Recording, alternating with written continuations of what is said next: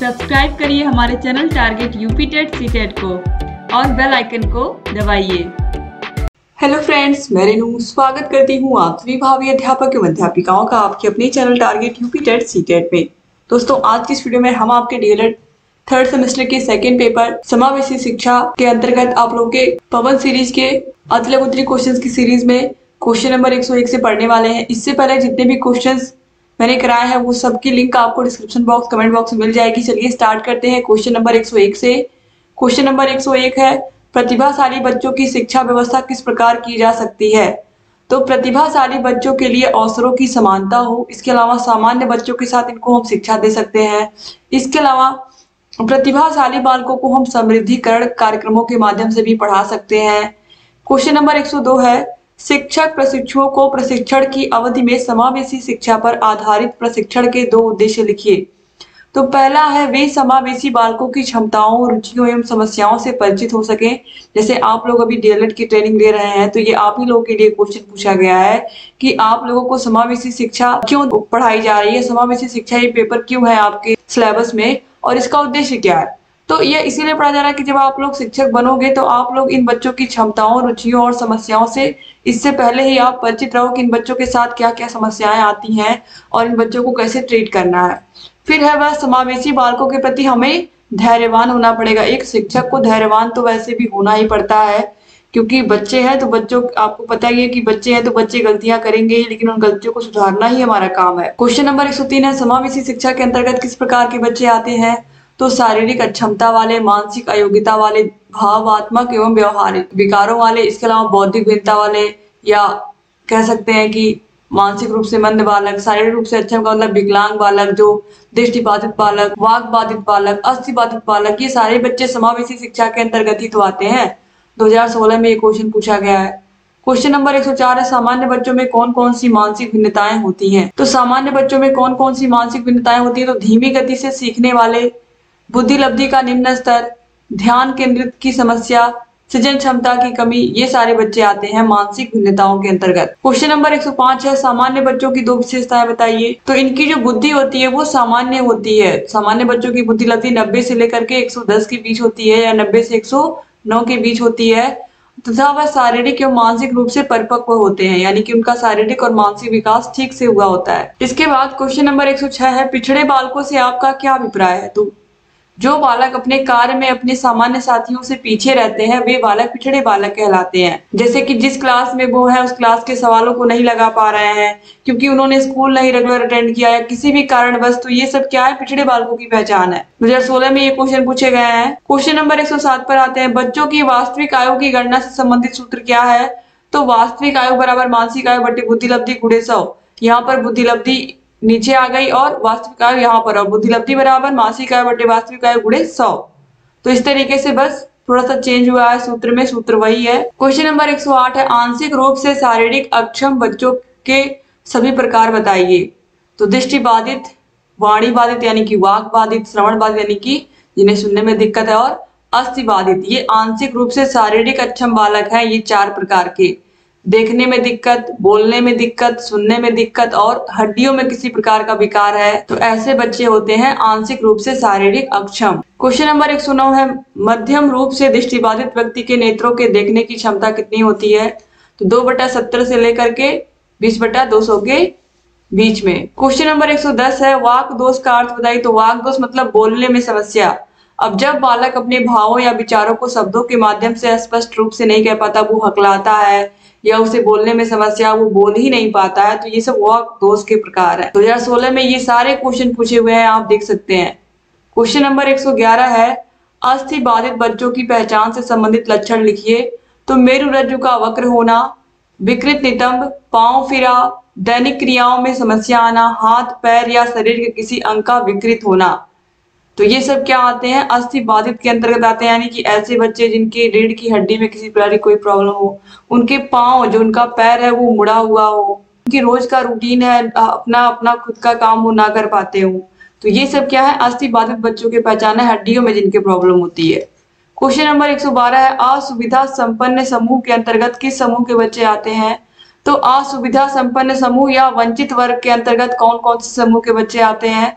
तो गरीब, अनाथ, श्रमिक आदि के बच्चे आते हैं। 2016 में ये क्वेश्चन भी पूछा है। क्वेश्चन नंबर 113 पर आते हैं, निर्देशन एवं परामर्श किन दृष्टिकोणों से आवश्यक है? तो बालकों के भविष्य का मार्ग प्रदर्शित करने में, बालकों में निर्णय लेने की क्षमता विकसित करने में। क्वेश्चन नंबर 114 पर आते हैं, परामर्श के क्या उद्देश्य हैं? तो व्यक्ति को उसके व्यवहार एवं अवृत्तियों में परिवर्तन लाने के लिए सहायता करना। यानी कि जो परामर्श होता है वो क्यों दिया जाता है? ताकि जो व्यक्ति का व्यवहार है वो परिवर्तित हो, उसकी अवृत्तियां जो वह जिस तरीके से पहले कामों को कर रहा था वो तरीके को बदले और परिवर्तन लाए, जिससे वह अपने काम में सफल हो सके। क्वेश्चन नंबर 115 है, डीजीपी का पूरा नाम लिखते हुए इसका आशय स्पष्ट करिए।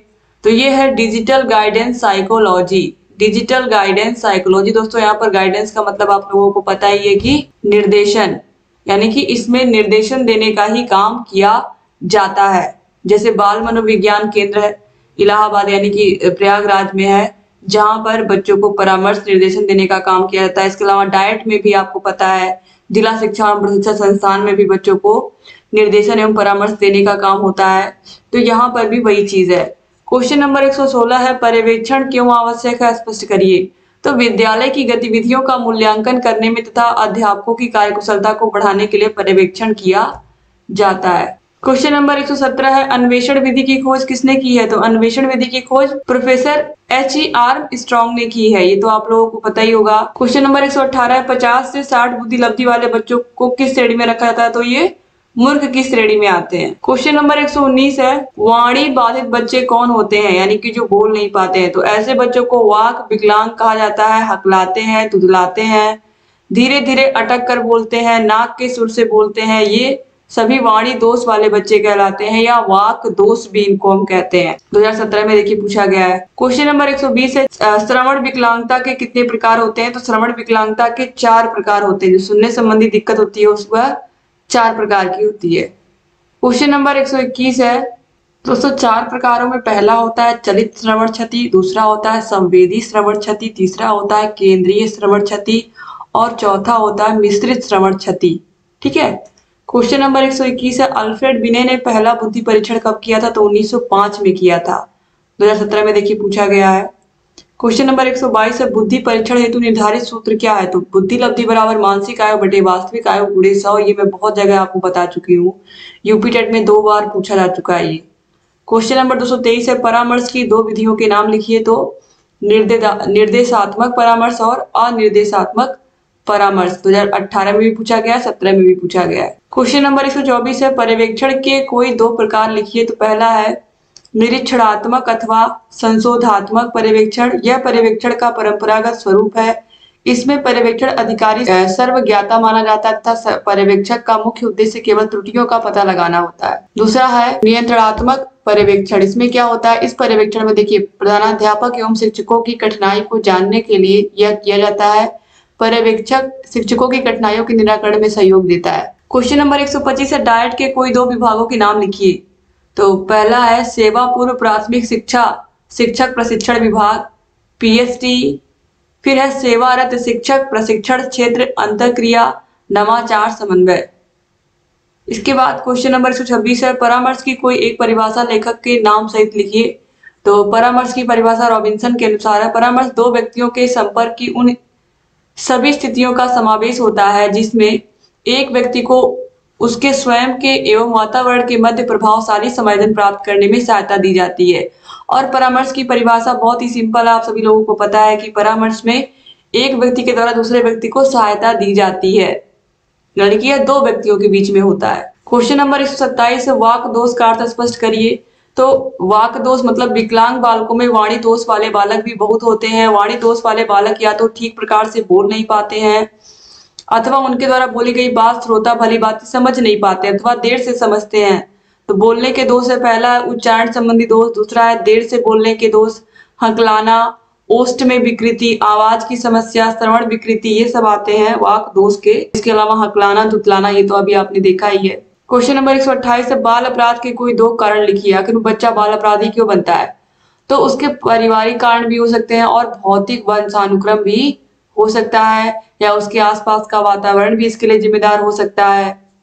क्वेश्चन नंबर 129 है, डाइट के 2 उद्देश्य लिखिए। तो शिक्षण अधिगम सामग्री का विकास करना, औपचारिक एवं अनौपचारिक शिक्षा के बीच की दूरी घटाकर इसमें एकात्मकता स्थापित करना। क्वेश्चन नंबर 130 पर आते हैं, विद्यालय पर्यवेक्षण के क्षेत्र बताइए। तो पर्यवेक्षण की निदानात्मक भूमिका और दूसरा है पर्यवेक्षण की मार्गदर्शन संबंधी भूमिका। क्वेश्चन नंबर 131 है, निरीक्षण प्रणाली में सुधार के कोई दो सुझाव लिखिए। तो पहला है, सरकारी निरीक्षक विद्यालय के अभिलेखों, सरकारी अनुदान के उचित प्रयोग, वित्तीय मामलों की व्यवस्था तथा सरकारी निर्देशों के पालन के अतिरिक्त शैक्षिक कार्यक्रम की भी जांच करें। दूसरा, निरीक्षकों की नियुक्ति करते समय उनकी योग्यता एवं अनुभवों को ध्यान में रखा जाना चाहिए। क्वेश्चन नंबर 132 पर आते हैं, तो अधिगम अक्षमता वाले बालकों के दो प्रकार। तो पहला है सामान्य अधिगम अक्षमता और दूसरा है जटिल अधिगम अक्षमता। फिर क्वेश्चन नंबर 133 है, धीमी गति से सीखने के कौन कौन से कारण हैं। तो धीमी गति से सीखने के कौन कौन से कारण हैं, आर्थिक परिस्थिति, परिवार के सदस्यों का मानसिक स्तर, संवेगात्मक घटक और व्यक्तिगत घटक। क्वेश्चन नंबर 134 है, एक अध्यापक दृष्टिबाधित बच्चे की पहचान कैसे करेगा। तो अध्यापक दृष्टिबाधित बालकों में नेत्रहीन बालकों को आसानी से पहचान सकता है। दुर्बल दृष्टि बालकों की पहचान हेतु उनकी चिकित्सा जांच करा करके पता लगाया जा सकता है। तो हम कैसे जानेंगे कौन सा बच्चा देखने में कमजोर है, हम उसके दृष्टि की जांच करवा करके पता लगा सकते हैं। क्वेश्चन नंबर 135 है, समावेशी बालक किस प्रकार के होते हैं।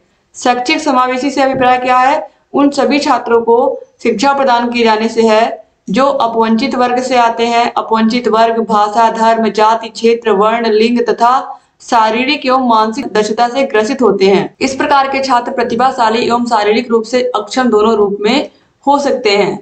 क्वेश्चन नंबर 136 है, अपवंचन क्या है। तो अपवंचन गार्डन के अनुसार वंचित होना बाल्य जीवन की उद्दीपक दशाओं की न्यूनता है। अपवंचन का मतलब होता है किसी भी सुविधा से वंचित रह जाना, ठीक है। तो अपवंचन का मतलब ये होता है कि असुविधा, जैसे कि ऐसे व्यक्ति जो समाज में, ऐसे लोग अपवंचित वर्ग के अंतर्गत आते हैं जो भाषा से अपवंचित है, धर्म से या जाति से, या ये कहें कि अपने ही समाज में उन्हें सुविधाएं नहीं मिली है ठीक से, उनके बच्चों की पढ़ाई नहीं सही से हुई, तो ये सब क्या है, अपवंचन ही है। क्वेश्चन नंबर 138 है, मंद बुद्धि बालकों की बुद्धि लब्धि कितनी होती है। तो मंद बुद्धि बालकों की बुद्धि लब्धि 80 से 85 से कम ही होती है, या ये कहें कि 80-85 से कम होती है, ठीक है। क्वेश्चन नंबर 139 है, सृजनात्मकता के प्रमुख तत्व बताइए। तो सृजनात्मकता के अंतर्गत कौन कौन आता है, इसको आप लोग बहुत ध्यान से देख लीजिए क्योंकि ये बहुत इंपॉर्टेंट क्वेश्चन है और ये बहुविकल्पी में पूछता है। तो मौलिकता, प्रवाह क्षमता, लचीलापन, विस्तार की क्षमता, पुनः परिभाषीकरण, समस्या की अनुभूति, जिसमें मौलिकता, लचीलापन, प्रवाह, ये तीनों आप बिल्कुल मत भूलिएगा। ये बार बार एग्जाम में पूछता है कि सृजनात्मकता के अंतर्गत इनमें से कौन सा आता है, ऑप्शन में पूछेगा। क्वेश्चन नंबर 140 है, परामर्श प्रक्रिया के प्रमुख अंग बताइए। तो परामर्श के लक्ष्य, परामर्श प्रार्थी, परामर्शी या परामर्शदाता। क्वेश्चन नंबर 141 है, निर्देशन के दो उपकरण बताइए। तो पहला है अवलोकन, दूसरा है परीक्षण। तो निर्देशन की प्रक्रिया में वार्ताएं, साक्षात्कार, परीक्षण आदि विधाओं का भी प्रयोग किया जाता है। भारतवर्ष में शैक्षिक व्यावसायिक निर्देशन की वर्तमान स्थिति अत्यंत दयनीय है। प्रशिक्षित निर्देशकों का अभाव, शिक्षकों पर अधिक कार्यभार, माता पिता की जागरूकता में कमी, प्रमाणीकृत परीक्षणों की कमी इनके लिए मुख्य रूप से उत्तरदायी होती है, क्योंकि आजकल निरीक्षण करने वाले शिक्षकों की कमी है या निर्देशन देने वाले शिक्षकों की बहुत कमी है और माता पिता के अंदर भी उतनी जागरूकता नहीं है। इसके अलावा शिक्षकों पर बहुत अधिक भार है, सिर्फ पढ़ाई ही नहीं, इसके अलावा भी बहुत सारी जगहों पर उनकी ड्यूटी लगा दी जाती है। तो कहीं ना कहीं ये एक प्रमुख कारण हो सकता है कि सही से बच्चों को निर्देशन नहीं दे पाते शिक्षक। क्वेश्चन नंबर 142 है, an enriched curriculum for rapid learners पुस्तक के लेखक कौन है। तो कौन है, हॉलिंगवर्थ। क्वेश्चन नंबर 143 है, पिछड़े बालकों की दो विशेषताएं बताइए। तो पिछड़े बालकों की निम्न विशेषताएं होती हैं, सीखने की धीमी गति, जीवन में निराशा का अनुभव, समाज विरोधी कार्यों की प्रवृत्ति, व्यवहार संबंधी समस्याओं की अभिव्यक्ति, जन्मजात योग्यताओं की तुलना में कम शैक्षिक उपलब्धि होना, यानी कि उतनी पढ़ाई इनकी नहीं हो पाती है। इसके अलावा सामान्य शिक्षण विधियों द्वारा शिक्षा ग्रहण करने में इन्हें विफलता मिलती है, यानी कि ये ग्रहण नहीं कर पाते हैं। क्वेश्चन नंबर 144 है, मंद बुद्धि बालकों के शिक्षक के दो गुण बताइए। तो ऐसे शिक्षक जो इन बच्चों को पढ़ाते हैं तो उनके अंदर कौन कौन से गुण होने चाहिए जो मंद बुद्धि बालकों को पढ़ाते हैं। शैक्षिक रूप से पिछड़े बच्चों की शिक्षा व्यवस्था निम्नलिखित बिंदुओं पर की जा सकती है। पहला है, शिक्षक को विषय वस्तु धीमी गति से तथा बार बार दोहराते हुए पढ़ाना चाहिए। तो पहली चीज कि शिक्षक जो लेसन पढ़ा रहे हैं उसको बहुत बहुत ही आराम से पढ़ाएं, ताकि बच्चे धीरे धीरे वो समझें, क्योंकि आपको पता है धीमी गति से सीखने वाले बच्चे हैं, मंद बुद्धि बच्चे हैं। धीरे गति से सीखेंगे तो इन्हें बहुत आराम से और पाठ को बार बार दोहराते हुए पढ़ाएं। दूसरा है, शिक्षक को बालकों की सहायता, परामर्श तथा निर्देशन के लिए तैयार रहना चाहिए। ऐसे बालकों की सहायता के लिए, परामर्श के लिए, निर्देशन के लिए आपको हमेशा तैयार रहना पड़ेगा। तीसरा है, इनके साथ सहानुभूतिपूर्ण व्यवहार करना पड़ेगा। इनके साथ बहुत ही काइंड होकर के आपको रहना पड़ेगा। फिर है व्यवसाय परीक्षण देना, यानी कि ऐसे बच्चों को कुछ ऐसी चीजें सिखाना आर्ट क्राफ्ट के माध्यम से, जिससे ये बच्चे अपने जीवन में कुछ ना कुछ व्यवसाय कर पाए या अपनी रोजी रोटी चला पाए या आत्मनिर्भर बन पाए। इसके बाद विशेष विद्यालयों की व्यवस्था भी करें इनके लिए। इसके लिए तो सरकार प्रयास कर सकती है, आपको पता ही है, शिक्षक तो स्कूल बनवाएगा नहीं, ये तो सरकार ही बनवाएगी इन बच्चों के लिए अलग से। इसके बाद देखिए, श्रव्य दृश्य साधनों का प्रयोग करना, तो ऐसे बच्चों के लिए जहां तक हो सके TLM का प्रयोग करके इनको पढ़ाया जाए, समझाया जाए। फिर आत्मविश्वास में वृद्धि कराया जाए इनके, कि तुम लोग भी किसी से कम नहीं हो, तुम भी बहुत कुछ कर सकते हो जीवन में। तो इन बच्चों को खूब मोटिवेट किया जाए। फिर है विशेषज्ञों द्वारा शिक्षा, इनको विशेषज्ञों के माध्यम से शिक्षा दी जाए, जो अपने विषय में तो विशेषज्ञ हो ही, लेकिन इन बच्चों को पढ़ाने के लिए भी उनको अच्छे से ट्रेन किया गया हो।